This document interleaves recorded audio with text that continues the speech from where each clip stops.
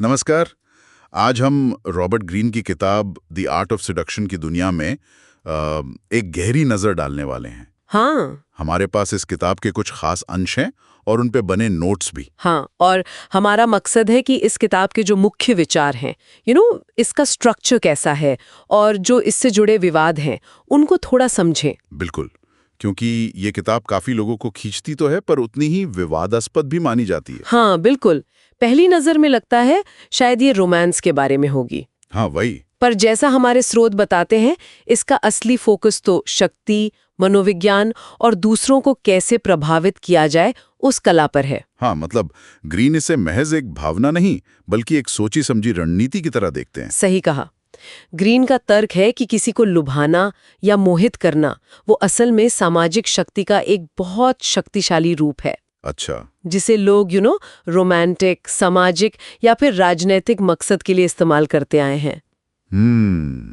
वो क्लियोपैट्रा से लेकर कैसनोवा, मर्लिन मुनरो ऐसे कई ऐतिहासिक किरदारों के उदाहरण भी देते हैं, ये दिखाने के लिए कि कैसे उन्होंने अपने आकर्षण से प्रभाव डाला है।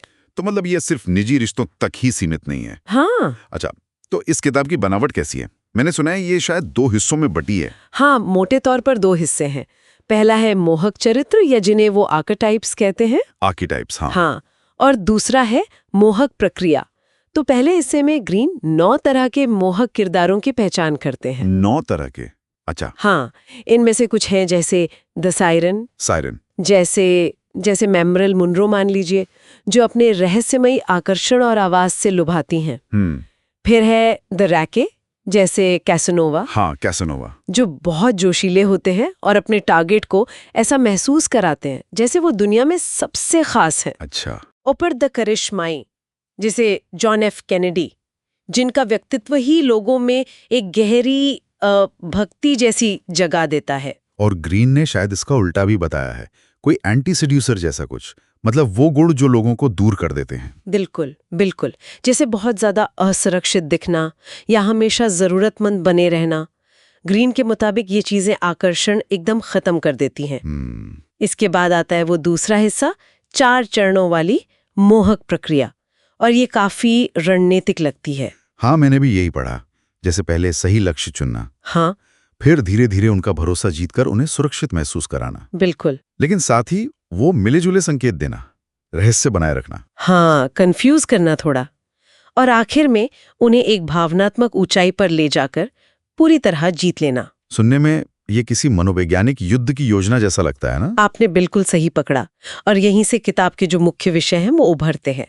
शक्ति और नियंत्रण पर तो जबरदस्त जोर है ही, साथ ही वो मनोवैज्ञानिक हेरफेर वाला पहलू भी बहुत अहम है। ग्रीन बताते हैं कि कैसे लोगों की जो अंदरूनी इच्छाएं हैं, असुरक्षाएं हैं, कल्पनाएं हैं, उनको इस्तेमाल किया जा सकता है।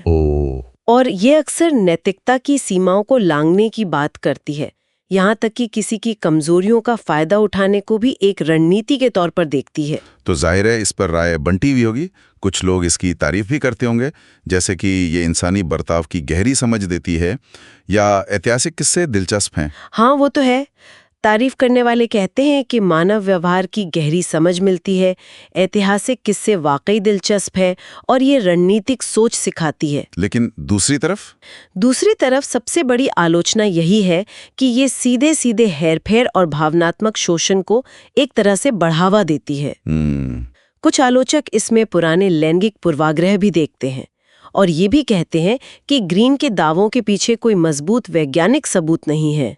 और शायद ये रिश्तों को लेकर एक काफी निराशावादी नजरिया भी पेश करती है। बिल्कुल, बहुत नकारात्मक। और शायद इसी मनोवैज्ञानिक दांव-पेच और नीतिकता से परे जाने वाली सोच की वजह से ये किताब इतनी विवादों में भी रही है। मैंने सुना था कुछ अमेरिकी जेलों में इस पर पाबंदी भी है। हाँ, ये सच है। नैतिक आधार पर इसकी काफी आलोचना हुई है। फिर भी जैसा हमारे स्रोत भी बताते हैं, व्यापार, मार्केटिंग, राजनीति, इन क्षेत्रों में कई लोग इसे काफी प्रभावशाली मानते हैं। क्यों? ऐसा क्यों? शायद इसलिए क्योंकि ये इंसानी मनोविज्ञान, इच्छा और प्रभाव की उन सच्चाइयों पर खुलकर बात करती है जिन पर आमतौर पर पर्दा डाला जाता है। थोड़ा अनकंफर्टेबल सच है ये। हाँ, ये बात तो है। तो फिर सवाल उठता है कि ये किताब आखिर है किसके लिए? हमारे स्रोत तो यही इशारा करते हैं कि ये उन लोगों के लिए ज्यादा है जो इंसानी व्यवहार को, शक्ति के समीकरणों को और दूसरों को राजी करने की कला को समझना चाहते हैं। ये कोई सेहतमंद रिश्ते बनाने की गाइड तो बिल्कुल नहीं है। निश्चित रूप से नहीं। ये मनोवैज्ञानिक रणनीतियों और प्रभाव डालने के खेल के बारे में ज्यादा है। तो कुल मिलाकर कहें तो दी आर्ट ऑफ सिडक्शन लुभाने की कला को प्यार या रोमांस से कहीं ज्यादा एक मनोवैज्ञानिक असर डालने और भावनात्मक रूप से हावी होने के शक्तिशाली औजार की तरह देखती है। ये वाकई सोचने पर मजबूर करने वाली किताब है। ये इंसानी इच्छाओं और शक्ति पाने की जो चाहत है, उसका एक आईना है, भले ही वो आईना देखना हमें कितना भी असहज क्यों न लगे। और इस चर्चा के अंत में एक सवाल शायद सोचने लायक है। क्या ये रणनीतियां, चाहे हम उन्हें नैतिक माने या अनैतिक, हमारे चारों ओर रिश्तों और प्रभाव के खेल में लगातार इस्तेमाल नहीं हो रही हैं? ये तो सोचने वाली बात है। और अगर हो रही हैं, तो क्या उन्हें पहचान पाना हमें खुद को बचाने में या शायद दूसरों को बेहतर ढंग से समझने में मदद कर सकता है?